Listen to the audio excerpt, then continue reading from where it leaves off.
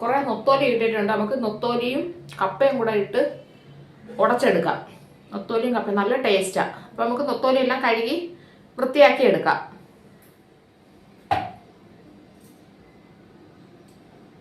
അപ്പം നൊത്തോലി നമ്മൾ വെട്ടി വൃത്തിയാക്കി വെച്ചിട്ടുണ്ട്.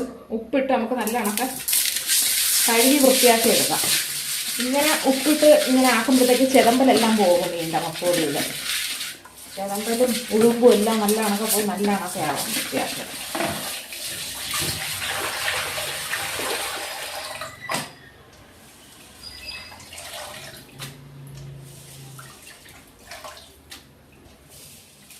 അപ്പം നമ്മുടെ നൊത്തോലി കഴുകി വൃത്തിയാക്കി എടുത്തിട്ടുണ്ട്. ആണ്ട് പിന്നെ നമ്മൾ ഇതിൻ്റെ മുള്ള് കളഞ്ഞെടുക്കാം. ഈ നൊത്തോലി ആകുമ്പോൾ പൊടിയും മുള്ളല്ലേ, അപ്പോൾ നമ്മുടെ കപ്പയുമായിട്ട് ഈ നൊത്തോലിട്ട് ഉടയ്ക്കുമ്പോൾ മുള്ള് കാണും. അപ്പോൾ അതെനിക്ക് ഇതിനെ പറ്റി മാതിരി ഇരിക്കും. അപ്പം ഞാൻ അതങ്ങെടുത്ത് മാറ്റിയിട്ടാ വയ്ക്കുന്നത്. അപ്പം ഈ നൊത്തോലിയുടെ മുള്ള് താണ്ട് ഇങ്ങനെ വെക്കിയിട്ട് എങ്ങനെ വരും മുള്ള് ഉണ്ടോ? ഇങ്ങനെയാണ് നൊത്തോലി സെപ്പറേറ്റ്, മുള്ള് സെപ്പറേറ്റ് ആയിട്ട് ഇങ്ങനെ നെക്കി കൊടുത്താൽ മതി. അപ്പോൾ ഈ മീൻ വേറെ നൊത്തോലി വേറെ ആയിട്ട് സെപ്പറേറ്റ് ആയിട്ട് നമുക്ക് വരും. അപ്പോൾ ഇവിടെ ഞങ്ങളുടെ ഇവിടെ ഈ കപ്പയും മീനും ഇട്ട് ഉടയ്ക്കുന്നതിന് ചീനിക്കറി എന്ന് പറയും. ചീനിക്കറി എന്നാണ് ചീനിക്കറി എന്നൊക്കെയാണ് പറയുന്നത്. അപ്പോൾ ഈ നൊത്തോലി താണ്ട് കണ്ടാ മുള്ള് വേറെ മീൻ വേറെ സെപ്പറേറ്റ് ആയിട്ട് നമുക്ക് ആക്കിയെടുക്കാം എല്ലാം. മുള്ളാകുമ്പോഴേ ഒരുമാതിരി ഇരിക്കും തിന്നുമ്പോൾ. അപ്പോൾ നമ്മുടെ നൊത്തോലിയുടെ മുള്ളെല്ലാം കളഞ്ഞ് കണ്ട് മുള്ള് സെപ്പറേറ്റ് മീൻ സെപ്പറേറ്റ്. അപ്പോൾ ഇതൊന്നുകൂടെ നമ്മൾ കഴുകിയെടുക്കാം.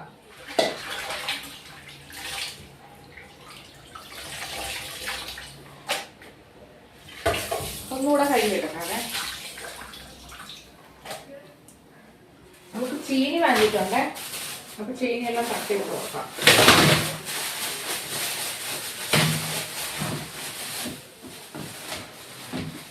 ഇതെല്ലാം നമുക്ക് പൊളിച്ച് വൃത്തിയാക്കി എടുക്കാം.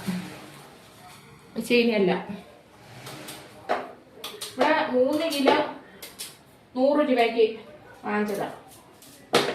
ഇവിടെ നമ്മൾ ചീനി എന്നാണ് പറയുന്നത്. എല്ലായിടത്ത് കപ്പ എന്ന് പറയും, മരിച്ചീനി എന്ന് പറയും, അങ്ങനെ പല പേരുകളാണ്.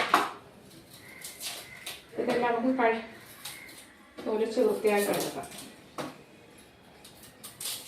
ചീനി മൊത്തവും വൃത്തിയാക്കി എടുത്തിട്ട് നമ്മൾ കഴുകിയെടുക്കാം.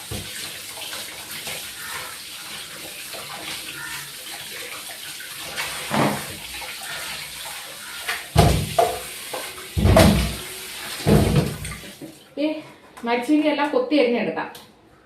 അപ്പോൾ ചീനിക്കറിക്കല്ലേ, അപ്പോൾ ഇങ്ങനെ ചെറുതായിട്ട് ഇങ്ങനെ അരിഞ്ഞെടുക്കാം.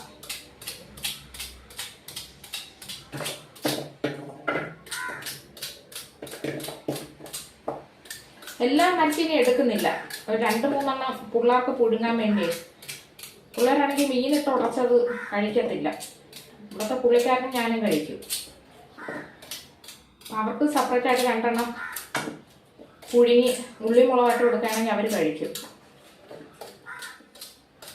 പക്ഷെ നല്ല ടേസ്റ്റാണ് കേട്ടോ ഈ മീനിട്ട് ഉടയ്ക്കുന്നേ.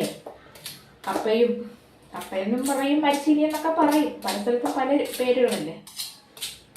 അപ്പം ഞങ്ങളുടെ ഇവിടെ ഇതിനെ ചീനിക്കറി എന്നാണ് പറയുന്നത് കേട്ടോ. മീന് അല്ല, കപ്പയിട്ട് ഉടച്ചെന്നെല്ലാം അങ്ങനെയാണ് പറയുന്നത്. ചീനിക്കറി എന്നാണ് പറയുന്നത്. പക്ഷേ ഈ മീനിട്ട് ഉടയ്ക്കുന്നത് ഭയങ്കര രുചിയാണ്, നല്ല അടിപൊളി ടേസ്റ്റാണ്. അപ്പോൾ നമ്മുടെ ചീനിക്കറിക്കുള്ള ചീനിയെല്ലാം കൊത്തി അരിഞ്ഞ് വെച്ചിട്ടുണ്ട്. ഇത് ചീനി പുഴുങ്ങാനുള്ളത്. അപ്പോൾ ഒന്നുകൂടെ നമുക്ക് ഇത് കഴുകിയെടുക്കാം. ചീനിക്കറിക്കുള്ള അരപ്പെടുക്കാം. ചീനിക്കറി എന്ന് പറഞ്ഞാൽ കപ്പയും മീനും കിട്ടും ഉടക്കത്തില്ലേ. അപ്പം അതിന് 1 ടേബിൾ സ്പൂൺ ജീരകം, 1 ടേബിൾ സ്പൂൺ മഞ്ഞൾപ്പൊടി, 1/2 ടേബിൾ സ്പൂൺ മുളക് പൊടി. ഇതേ കണക്ക് വേണം അരച്ചെടുക്കാൻ. കണ്ട ഒരു തരിതരിപ്പ് കണക്ക്. കപ്പ എല്ലാം ഒരു കുക്കറിനകത്തിട്ട് ഇട്ട് കൊടുക്കാം. നമ്മൾ കപ്പ ചീനി പുഴുങ്ങിയെടുക്കാം. ഉപ്പിട്ട് പുഴുങ്ങിയെടുക്കാം. അപ്പോൾ കപ്പയിൽ നമ്മൾ വെള്ളം ഒഴിച്ച് കൊടുത്തിട്ടുണ്ട്. ആവശ്യത്തിന് ഉപ്പും കൂടെ ഇട്ട് കൊടുക്കാം. എന്നിട്ട് ഒരു 2 വിസിൽ അടുപ്പിച്ചെടുക്കാം. 2 വിസിലിട്ട് നമുക്ക് നല്ല കണക്ക 2 വിസിലാകുമ്പോൾ വെന്ത് വരും. ചീനി നല്ല കണക്ക പുഴുങ്ങി ഉടച്ചു വെച്ചിട്ടുണ്ടേ. ഇതേ കണക്ക ഉടച്ചു വെച്ചിട്ടുണ്ട്. എന്താ ഇനി നമുക്ക് അടുപ്പ് കത്തിച്ച് കൊടുക്കാം. ചീനിക്ക് അരപ്പാട്ടി വെച്ചിരിക്കുന്നില്ല, അത് ഈ പാത്രത്തിൽ ഒഴിച്ചു കൊടുക്കാം. കുറച്ച് വെള്ളം കൂടെ ഇടാം. മിക്സി ജാർ കടി നമുക്ക് ഒഴിച്ചു കൊടുക്കാം. ഇത് നല്ലോണം നമുക്ക് ഇളക്കി കൊടുക്കാം. അപ്പോൾ ഇതൊന്ന് തിളക്കട്ടെ, അരപ്പൊന്ന് തിളയ്ക്കണം. അപ്പോൾ നമുക്ക് അരപ്പിന് ആവശ്യമുള്ള ഉപ്പിട്ട് കൊടുക്കാം. അപ്പോൾ നേരത്തെ ചീനി വേവിച്ചപ്പോഴത്തേക്ക് നമ്മൾ ഉപ്പിട്ട് കൊടുത്തിട്ടുണ്ടായിരുന്നേ. പിന്നെ നമുക്ക് കുറച്ച് പുളി നേരത്തെ പിഴിഞ്ഞ് വെച്ചിട്ടുണ്ടായിരുന്നു, അതും കൂടെ ഒഴിച്ചു കൊടുക്കാം. എന്നിട്ട് അത് നല്ല കണക്ക് തിളക്കട്ടെ. അപ്പോൾ നമ്മുടെ നൊത്തോലിട്ട് കൊടുക്കാം. വൃത്തിയാക്കി വെച്ചിരിക്കുന്ന മുള്ളെല്ലാം കളഞ്ഞ് വെച്ചിരിക്കുന്നേ അതിട്ട് കൊടുക്കാം.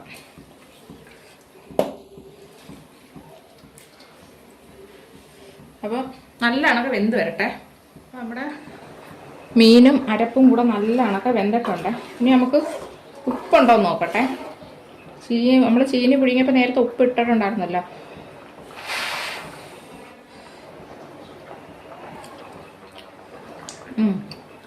ശകല ഉപ്പ് കൂടെ വേണം. ചീനി ഉപ്പുണ്ട്, ഉപ്പും കൂടെ ഇടാം. എന്നിട്ട് നമുക്ക് ചീനി ഉടച്ചു വെച്ചിരിക്കുന്നതും കൂടെ നമുക്ക് ഇട്ട് കൊടുക്കാം.